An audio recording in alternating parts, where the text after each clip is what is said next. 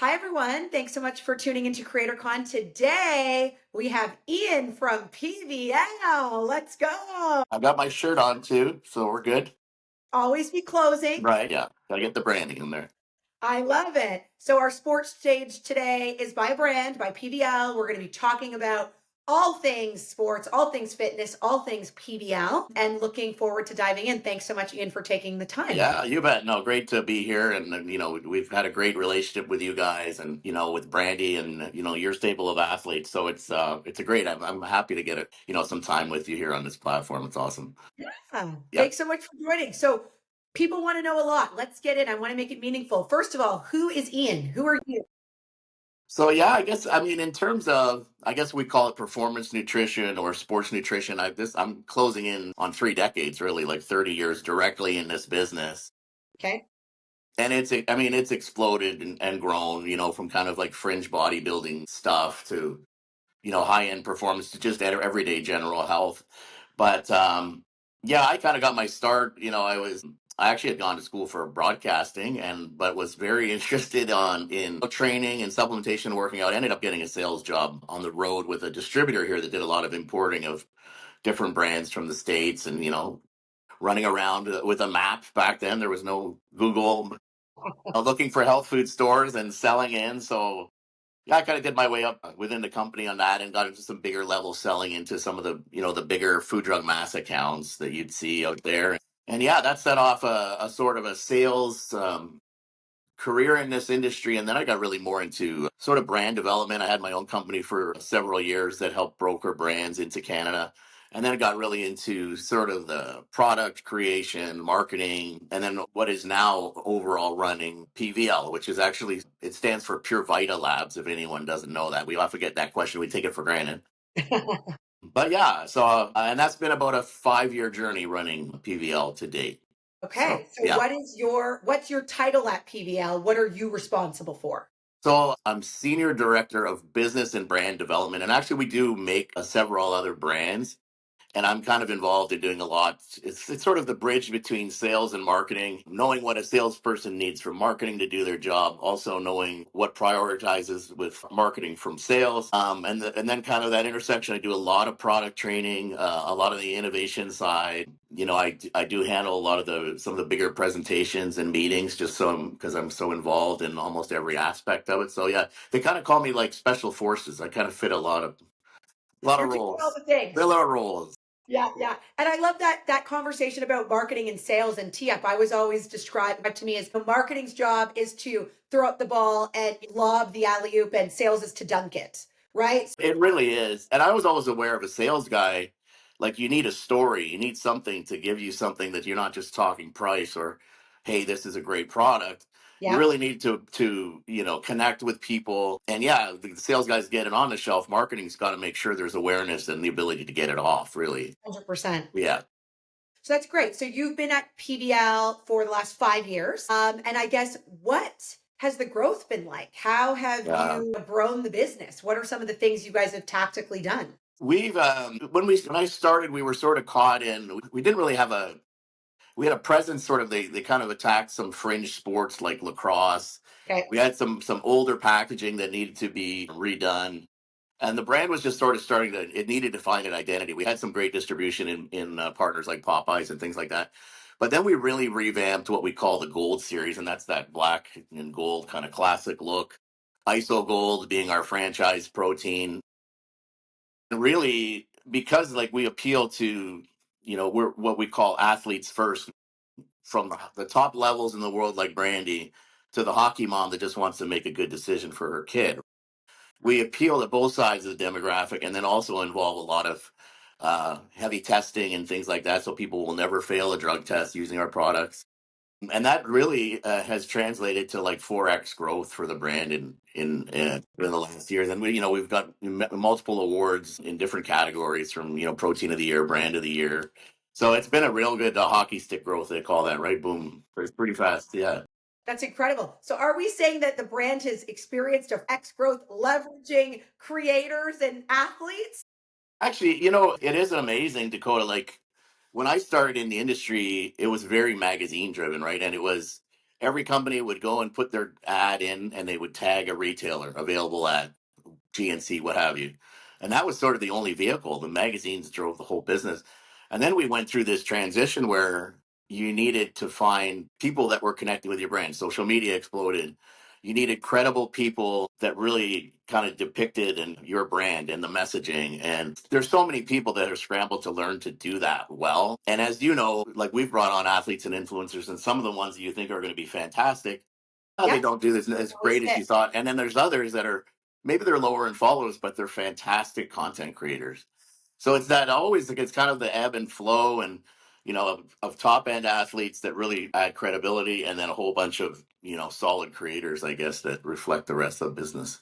In between. No, Yeah. absolutely. So I guess before we get into the content and the social and all that stuff, I guess what advice do you have for somebody wanting to get into a role like yours, right? Be on the Yeah. marketing and brand side of a business. What are things that you've done in your career, or what are attributes that you think are important I for always think like from the sales side, I was always big on on product knowledge. Like, hey, I can go as deep into this and the benefits and the ingredients as you want, but here's the main stuff. Yep. So I always think, that's a key part of it. A lot of people have come into this space, started at retail. So they've started working at a Popeyes, at a GNC. Some of them on the flip side will be even kinesiology students from York. I know Muscle Tech was big on doing that years ago. Yep.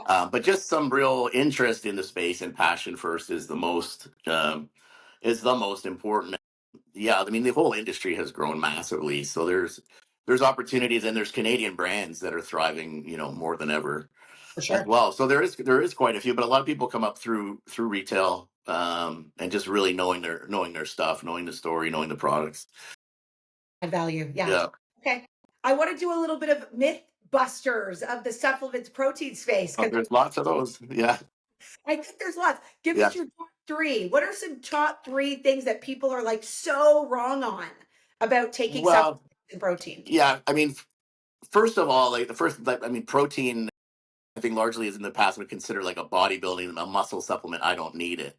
And Okay. now there's more people than ever. Hey, start your day 20 minutes with 20 grams of protein. You accelerate your metabolism. That's what they're interested in. They want a healthy smoothie. So that's really become important that, hey, this isn't just for muscle, and it's for health benefits. It's for immune system. It's things. And as people are aging, especially, there's something called sarcopenia, which is muscle loss. And it's our parents and our grandparents that are losing muscle, and they're falling and breaking a hip, and then so having preserving muscle is as equally as important as the ability to build muscle, right? And then the latest one, and this question all the time because it's gotten so red hot, is definitely creatine, because creatine now is being prescribed to women, postmenopausal health, sleep, cognitive advantages, again, not just for muscle. So we're finding all of this information that people just used to say, oh, this is some weird industry with these weird muscle products and bodybuilders, and now applying it to just day to day better living, right? I think that is really the key. And that's why you see now Costco, for instance, they're jumping in, all these other big accounts where you're buying your groceries. Now you can buy your supplements. It's really just blending into the day to day.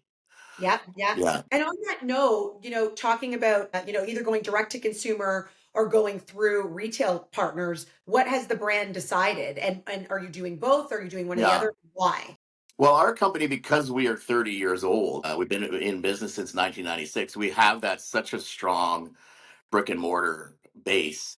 And I remember even like 6 years ago, they were not even sure about going on Amazon because they Wow. didn't want to offend that customer base. And we know now that it's grown so much, and that's just a byproduct now that's necessary. But it is a big balance. We're slowly growing our direct to consumer stuff off our website, but it hasn't been our number one goal. Like that is the difference now, in that there are brands now that are starting direct to consumer and millions and millions in sales, and then the retailers are forced to take them because they're so popular direct to consumer. Exactly. Whereas back in our day, it was you do all the stores, and then hopefully you get some online business too. So I think everyone's trying to play catch up on that. For sure. And I think that there's pros and cons, There right? Like is. to both elements. And to your, as you mentioned, you guys started there. So it made sense to continue. But to your point, there's a lot of these brands that are coming up that are like, that's all the talk, right? Be DTC, go direct to your customer. But it doesn't work for every industry as well. And there's a cost to associated to it. Anyways, I'd like to shift into really like content and social. How do you feel social media has impacted the brand, even from, again, you own the brand identity. Yeah. How has it impacted the brand in your I mind? think in our space where we really wanted to like, I think there's so many brands out there, they don't know who they want to speak to. They kind of try to be everything to anyone, and Yep. you don't end up being anything to anyone, right? That's always the problem.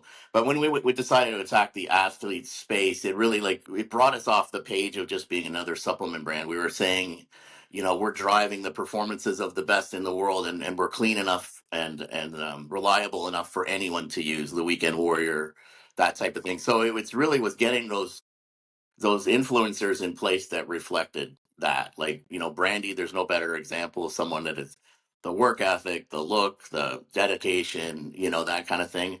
And then there's also just the person that's new and coming into the category and wanting to make a good decision, right? And taste and all that is always going to be majorly important, but the influencers along the way, and we look at it in a few ways. We have some team deals, so we will, for instance, like BC Lions, Winnipeg Blue Bombers, we'll supply their team, so that's kind of one level of influence. And then individual athletes and semi-pro athletes, and then yeah, just a lot of people that they get product from us for their network monthly, and they do great things like recipes. They do great things like showing how they like to use it at the gym. They have a local influence on some level. So yeah, it's not really one thing. And the other thing is because we're not so direct to consumer based, we Right. can't always tell where our buying decisions being made, right? But Right. you need it either way. Like, hey, someone at a store level say, I saw this video with Shy Ross and he said to try this, so he did. Doesn't mean that they're always going to go to our website, but the retailers are asking for it more than ever too. They're coming to us, give us content to put on our pages because Really it is very important to them now more than ever, especially the last 2 years. interesting. As you said, so obviously you're building out content for your own social platforms, but now the retailers are Yes. coming to you and asking you for content to put on their platforms. Yeah.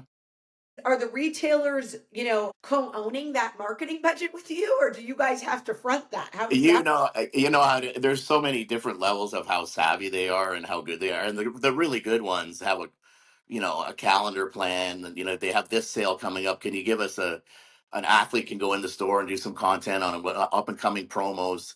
So they'll ask for it. There's some that are better than others. There's some that'll work on collabs. We don't want to become a used car sales platform, meaning like we don't want to just be putting retailers all over our grid with sale pricing, right? It's not kind of our ideal, but Yeah. we will help support them in stories or events going on and this and that. So it's important for both sides. Sounds good. So for you, as again, owning kind of the brand piece, when you're looking at athletes and influencers, what are some things that you feel they need to be doing Mhm. if they were wanting to work with a brand like yours? Right. And there's a lot of Yeah. nano, micro, non-professional Yeah. athletes following the following. What do they need to be doing in order to be attractive to a brand like you? Yeah, I think that they need to come off as, as really kind of dedicated and original, but also, have something unique. Be conscious of not promoting hundreds of different things so the message gets blurred. Definitely, there's different categories and all for it, but the clarity of the message, the quality of the content, and it doesn't always have to be amazing editing and video. It's the ability to speak clearly, or hey, make a great recipe in the kitchen. It's a lot of it is the good content creators, man, it's tough. Like every week they're having to think of what's next. So you do kind of work with them too, and here's what we're trying to convey this month. And reliability too, right? There's a lot of people, they kind of expect everything without giving anything, and a lot of brands want to take some time. Hey, let's walk before we run. Let's see how this works. Like I said, we've had great expectations from some people before that haven't worked out, and then others that almost over deliver. We're saying, stop, you're making too much content. It's awesome, but we don't want to seem like we're peppering. Of course. But that reliability piece, I think, is such an important Yeah. lesson for creators and young creators coming up to take home, especially even for us as an agency as we work with people. There's people that have bigger followings, maybe create better content, but if you don't get it to us on time, I and know if you that's make it bad, and if you're a pain in the ass to work with, yes. then we're moving on. Right. So Yeah. I think that's such an important piece for people to think about that I don't necessarily know if they are. Yeah, be on time, make it easy. All the things that you do to be successful at your work and anything, right? I mean, Exactly. it's really the key. Yeah, yeah. If there's a celebrity, out there that you would love to partner with, I want to get your Yes. who and why. Who and why this person? If there was one, if they would say yes to you today, who would it be? Wow. I mean, there's so many levels of that because I'm 50, become 52 years old in March. Sure. So my era that I would think of, the Michael Jordans and all that, they're great, but they don't resonate with the newer consumer that we're trying to get in fairness. So Yeah. I've got all kinds of heroes from my era. I think every brand over the years has tried to work with The Rock, and no Oh, one has been able to crack that nut. But if there's a guy that appeals just to every level, males, females, fitness, go for it. I mean, even now, I think if you could get The Rock on your brand, you'd be you pretty can good. do He's gone and done his own shit. things. Yeah, I think he would. Funny for you. I'll share this with you. This is hilarious because like Brandy loves The Rock too. Yeah, yeah. I know. It's just, yeah, and it's right. It's like on both sides. Like there's so many people that admire him for different reasons, right? He looks the part in the movies, Yeah. but was an athlete, still bodybuilder. Like he checks so many boxes, and then he's so he's funny. He's got articulate. Like what else Yeah. could you ask, right?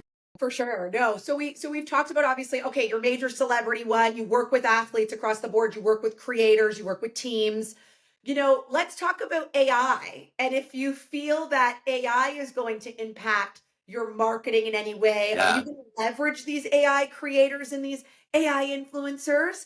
Or is that a no thank you? Well, I think you're going to have to, like, it's like Canva or like any of these apps where like they just became necessary to bring your social media up to a certain level. But I think it's also just making things easier. Like, not having to organize photo shoots and flying people places. The more like AI is coming in and it can make you an amazing video with graphics and your product spinning around. You can take even a startup brand can do that and look professional, right? Without having to have a big budget. I just think it's smart how you use it, but I think it can really, if used properly, make you look, Yeah. professional and, yeah, and Yeah. slick. So embrace the technology wherever you can, be first.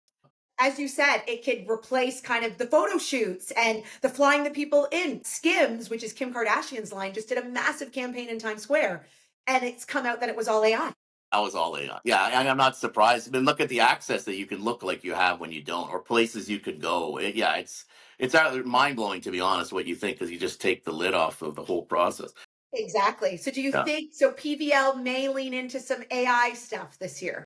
Yeah, our company period has done a little bit throughout the company, but I know our creative team and social media team definitely on the creative side, like some of the animation people that are working with it. I just think we're barely skimming the surface, and it's like TV technology. You can't keep up with it. One day it's this, and then the next day you can do that, and it takes Exactly. somebody to really know that business. So we definitely will embrace it, though.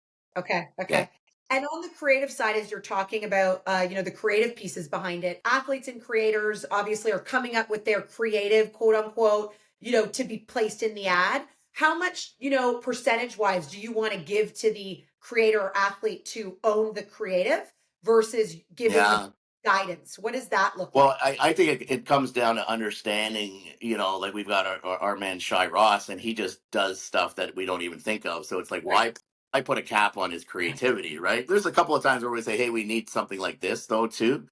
But you just kind of get to know the people that have that talent and what they can do, and they blow your mind. So I think it's be careful not to squash that creativity too much because you'll be surprised what people will do and can come up with. And a lot of times, you'll just give them something conventional and boring, and it may not work. So I think it's a little bit of both, but I never stifle the creativity of the creator, especially if they're at where they are now, based on delivering. Exactly. The Yeah, yeah, following, yeah. yeah. And I guess as it relates to content style, right? Like, what do you prefer as a brand from creators? Is it that product review? Is it the in the gym? Is it the day in the life? Like, is there a particular content style that you Yeah. lean towards? Again, it's like the stuff like I find like anything with a recipe, like we have an ISO Gold recipe contest coming up that gets major engagement and saves. Okay. People want to see other creative ways to use their supplements or make something delicious, and I'm always blown away by what people can make there. And then a lot of people are just sometimes interested, like you see the day in the life of, okay, here I get up at 5 and I start my training. I take my dominate pre-workout. Like they want to see how they use it and integrate it in a day. But it's all about credibility too. Like people have to believe that I didn't put on 30 pounds of muscle in 2 weeks. No, you didn't. Yeah. You know. So yeah, there's a fine balance there. But I'm sometimes surprised what gets the best engagement. Sometimes it's silly, right? Like I used to say, if I think it's stupid, put it on TikTok and it'll work. So, and I'm not wrong, but it just needs a different type of content, right? So, For sure. learning process, yeah.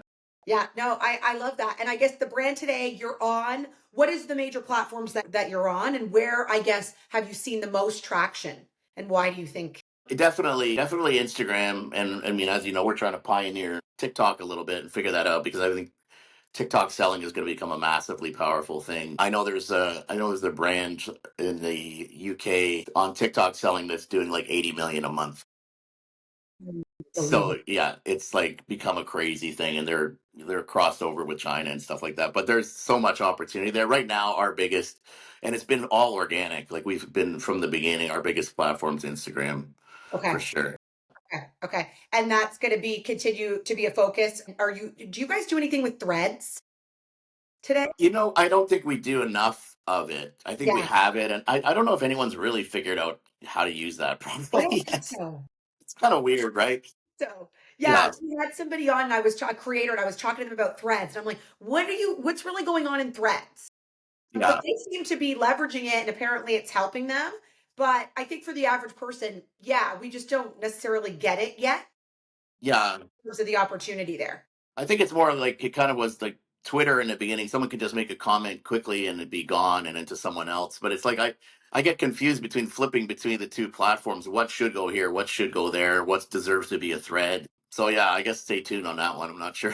For sure, for sure. And I think, it can be intimidating, this space, right? Of like It is. protein and supplements. I think even for me, recently learning a little bit more about, the hydration product. I use it now at the gym when I was working out because I did a workout and I have a trainer and I was literally going to pass out like in one of the things. And she went and got me sugar water. And she's like, why do you not do you not use anything to put in your water? And I was like, no, but I think I know of something. Yeah, let me try it. Yeah. And then I tried it, and then so tell me again what the hydration product is. It's the orange flavored one that I use, the powder. Yeah, that's it's called Pro H2O. Pro H2O, and it's basically it's like four times the electrolytes of what you would get in a Gatorade. So there's actually considerable like World Health Standard Organization levels of electrolytes that are needed to provide real hydration. A lot of that is like a proper balance between sodium and potassium. So we've got all that in there, and we drive the whole thing with some amino acids instead of sugar, which everyone's worried about sugar and has enough sugar, and it actually enhances the uptake more than sugar. So Okay. it's that really unique combination that it's done very, very well for us. Yeah. It's not overly expensive, but it just takes the mystery out of it. It's everything that you need in terms of just hydration. And people are all wake up dehydrated. Like you said, you're busting it in the gym, you're dehydrated, but it's really, again, it's just for health. Your brain works better when you're properly hydrated. Don't be afraid of salt, especially if you're active. So those are the things that we built into Pro. Absolutely. Yeah, I think it takes away because I think it can be intimidating if you feel like, "Oh, I'm not in this, like I'm not a bodybuilder. Yeah, I don't need to be using this stuff." It's like, no, it is approachable if you understand it a little bit. So I think you guys are doing yeah, a good job of kind of outlining that yeah. where it's not so out of reach for the average person. And I think people were surprised, like if they've never tried a supplement because they thought, oh, this is only for this type of crowd. And then they do try like something basic like hydration, or they do start their morning with a protein smoothie. And oh, wow, I feel much better. Just my energy and my health levels. Exactly. That's an accomplishment right there. Like that's what you're trying to get to, right? Sure. Sure. Cool. We're gonna wrap up with a little fun one word Oh, storyline here. all right. I'm I'm gonna ready. put you on the spot. Okay, just for fun, let's see if you could do it. So I'm gonna do a sentence and you're gonna finish it off. So protein powder helps you with. Maintaining and building muscle. You should have protein powder if you want to. Have a healthy metabolism. Okay. People think protein powder helps with blank, but it doesn't. Helps with blank. Well, people think it helps build muscle by itself, but it doesn't. You need to put the work in because that is a basic. That is Okay. And the best product out there is. ISO Gold available now. Perfect. Oh, Oh I my passed. I goodness. passed the test. That was great. Thank you Yeah, so much, Ian, for your love it. time, for You sharing too. some insights. I think it'll be great for people to learn. And thanks for joining us on CreatorCon. Okay, Dakota. Thank you so much.